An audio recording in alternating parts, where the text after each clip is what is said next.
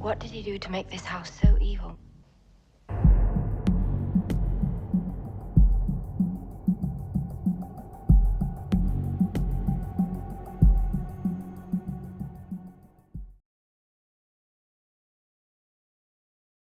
Welcome back to episode 2 of SOS.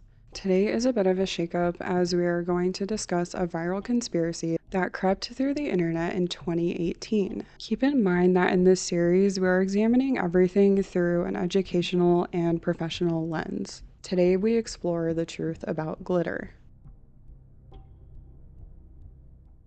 Can you tell me what your biggest buyer is? No, I absolutely know that I can't. Okay, but you know what it is?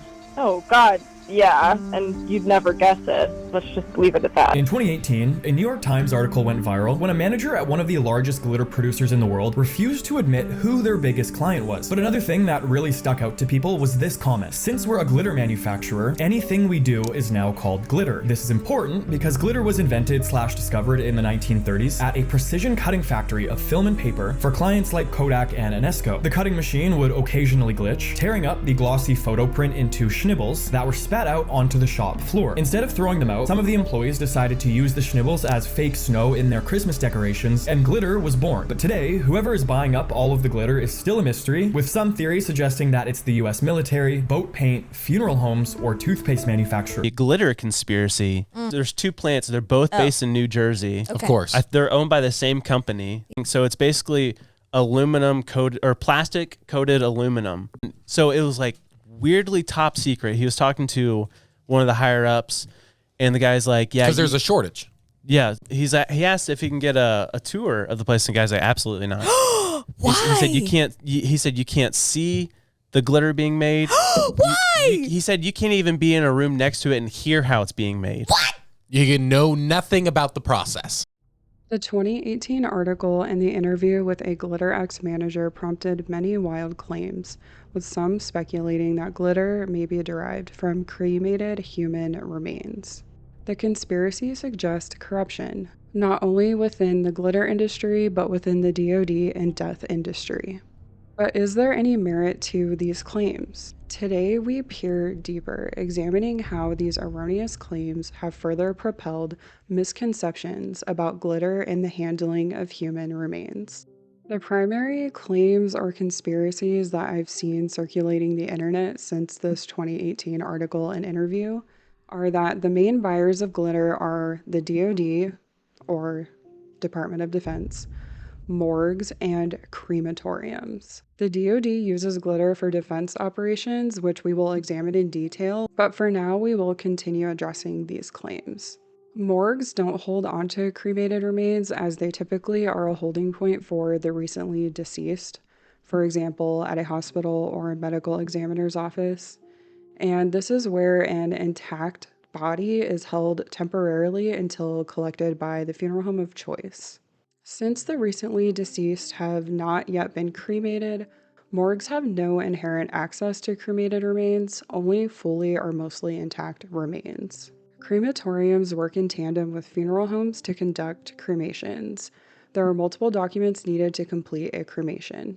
Cremation must be authorized by a legal next of kin, and in my state, the soonest a cremation can process is 72 hours after death. State laws further regulate that cremation retorts must be designated exclusively for either human or pets, and commingling of any remains is prohibited. This means one individual is cremated at a time. Many funeral homes now have their own crematoriums, so funeral directors and crematory operators are subject to hefty fines for commingling remains or violating other regulations related to cremation and the handling of human remains. Now, also in my state, the next of kin must sign a legal document upon receiving their loved one's cremated remains. And this document goes into the file and can be subject to legal scrutiny at any time. Furthermore, any cremated remains not picked up by the next of kin must be stored in a designated locked cabinet according to state law. This is because human remains of any disposition are protected by strict laws that always require dignified and respectful handling. Disposition refers to the state of the remains, And final disposition is the state of the remains at the time the final wishes have been completed. If the deceased chooses cremation for their final disposition, the funeral home is ultimately responsible for ensuring that the family takes custody of the cremated remains. But surprisingly, in many cases, no one comes to pick them up. An article by Very Well Health states that approximately 1% of all cremations result in unclaimed remains. The Washington State Health Department reported 69,116 deaths in 2022. Let's do some quick math. The current rate of cremation in Washington State is about 60%. So that results in about 41,469 total annual cremations. Funeral homes report about 1% of clients fail to pick up their loved ones' cremated remains, even after many months or years. That means funeral homes in Washington collectively hold on to more or less 414 unclaimed remains each year. At a rate of 414 unclaimed remains per year and climbing, the volume stacks up quickly. In fact, I have directly navigated this problem in recent years. Having worked in several funeral homes, I noted that every single one of them had a collection of unclaimed cremated remains. When I took my first internship as a funeral director, one of my self-led projects was increasing the pickup rate of cremated remains. We had limited space, so this was a really important task that the owner and the owner's son couldn't handle on their own. I started by contacting family as soon as the remains returned from the crematorium. This required constant correspondence by phone, some brief emails, and making follow-up phone calls when I hadn't heard back from someone within about 72 hours. I kept a running log of who had been contacted, and I updated the paper file when cremated remains were signed for and released. From my experience dealing with the bereaved, some people feel uncomfortable picking up the cremated remains when the bill of services hasn't been paid in full. But it is important to note that it is illegal for funeral homes to hold onto cremated remains for lack of payment. An additional challenge for grieving families is that they are busy, and sometimes they are unsure who should take custody of the remains, which means funeral homes hold on to them until someone chooses to claim them. When I began my internship, the funeral home had an overflowing cabinet of unclaimed cremated remains, but over the course of a month, I reduced the volume by nearly 50%. Tackling this problem can be unattainable for funeral homes who are constantly understaffed, overworked, and lacking in adequate sleep.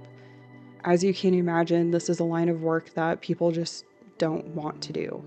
Also, most people don't realize that working in a funeral home means working Monday through Friday, 9 to 5, as well as frequent services on Saturdays and even Sundays, while also remaining on call for transport throughout the night. This is an extra duty that's often manned through a rotating schedule, so you might be on call for 1 week or 2 weeks out of the month, picking up the deceased from the hospital or residential locations. And typically, if you wake up once or twice through the night to transport the deceased, you're still expected to be at work by 9 a.m. The Cremation Association of North America, also known as CANA, estimates that there are more than 2 million urns in funeral homes across North America waiting to be collected right now.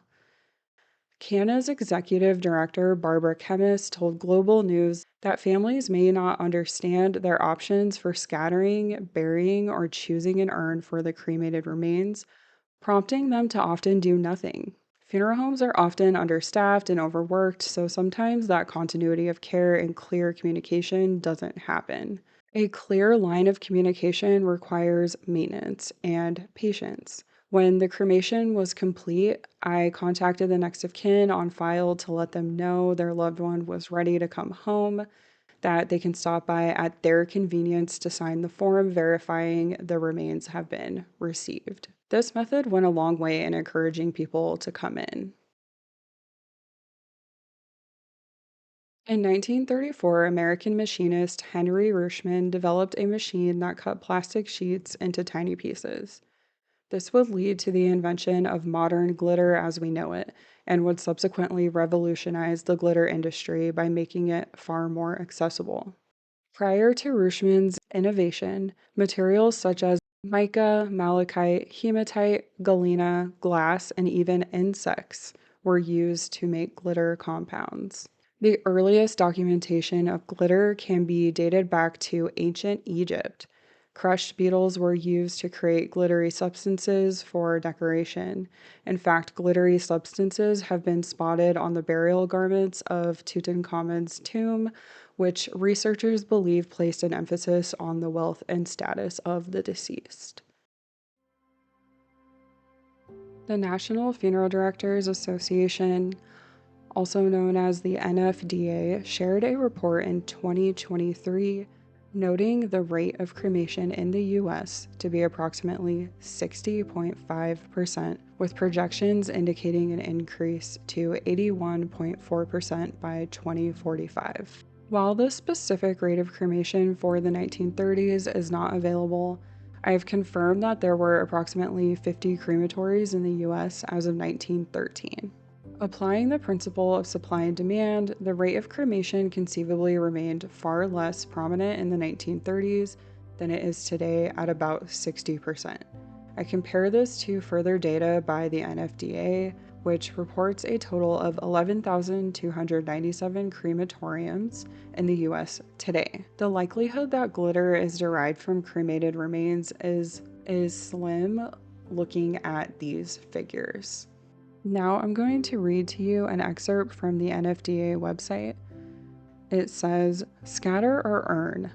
Of those who prefer cremation for themselves, 44.5% would prefer to have their remains scattered in a sentimental place. 17.2% would prefer to bury or inter them at a cemetery. 10.6% would prefer to have them kept in an urn at home. 9.6% have not decided." So now you know I'm going to ask, what do you choose? Do you have an option in mind?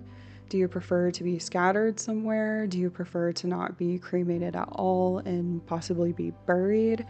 Would you like to consider natural organic reduction or aquamation? There are a lot of different options out there, so I encourage you, no matter your age, no matter your health, that you visit a local funeral home and ask them about the state laws for your burial and end-of-life options, and you can make a pre-need file with any funeral home and you don't have to put any money down. This pre-need file can basically just serve as an administrative document that details your final wishes, and it makes it easier for those left behind to understand your wishes and to carry those out for you. Also, that pre-need file you have, you can request that the funeral home that you made it with send it to a different funeral home of your choice, and that could be states away, and it could even be in a different country. Now, what we know from the available data is that cremation rates were comparatively low in the early to mid 1900s compared to the 1930s, and especially to current verifiable rates. Most people have decided to be either scattered, interred, or kept within an urn at home. This doesn't leave much substance left to sell to the glitter industry. According to Gail Rubin, author of the blog A Good Goodbye, cremated remains were typically preserved in urns that were kept at home. This reasonably suggests that cremated remains were not a viable source of glitter, given that most remains were kept safely at home under the watchful care of a loved one. Urns Northwest estimates the average amount of cremated remains is between 3 and 7 pounds, encompassing all ages of the deceased. It must be noted that the wide variation is due to several factors such as weight of the deceased, their bone density, and the cremation process utilized. The average adult woman undergoing cremation will result in 4 to 6 pounds of cremated remains, while the average man will result in 6 to 8 pounds. The glitter used by the DoD is not the same as commercial glitter. The U.S. Department of Defense uses metal fragments for various war-related operations. These metal fragments disrupt the visual patterns of military equipment and personnel, making it difficult to be detected by enemy forces. When applied to uniforms, helmets, or even vehicles, it ensures a degree of visibility for trusted forces while ostensibly remaining undetectable by adversaries. It may be used to simulate the presence of adversary forces or mark targets, providing a realistic training environment for warfighters. Glitter simulates obscurance, allowing researchers to gauge how well camouflage mitigates the impact of laser dazzlers. The dispersed and tiny fractal form of glitter makes it challenging for enemy forces to detect warfighters and equipment in low-light environments. And lastly, military-grade glitter can be used in infrared reflective technology, which confuses infrared sensors and mitigates the ability of enemy forces in identifying and tracking personnel, especially in nighttime operations. Through my very extensive research, I've concluded that the two largest buyers of glitter may very likely be the Department of Defense and the makeup industry.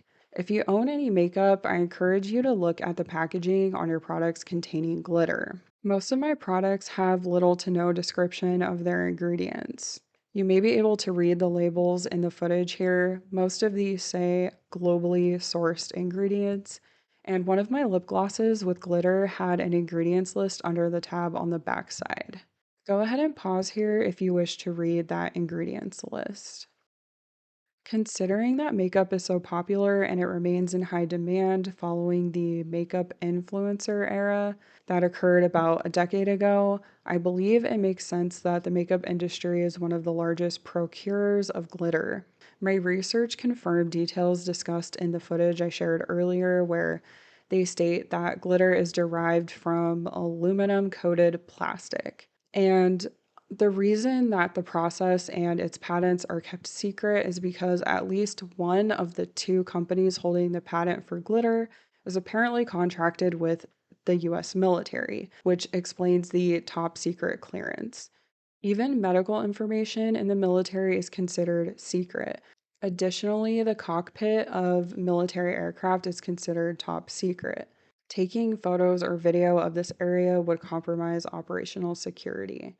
Likewise, if the process used to make military-grade glitter were exposed, then that would compromise operational security because adversaries could then innovate new technology to subvert our glitter technology used in warfighting and clandestine military operations. A quick tangent about glitter is that it's horrible for our environment. I don't have time in this episode to cover that, but I'm open to discussing it down the line. I'm even considering not buying glitter products ever again. I've provided a link for further reading in the description that explains glitter's impact on our environment, and I think it's really important to take a look at it.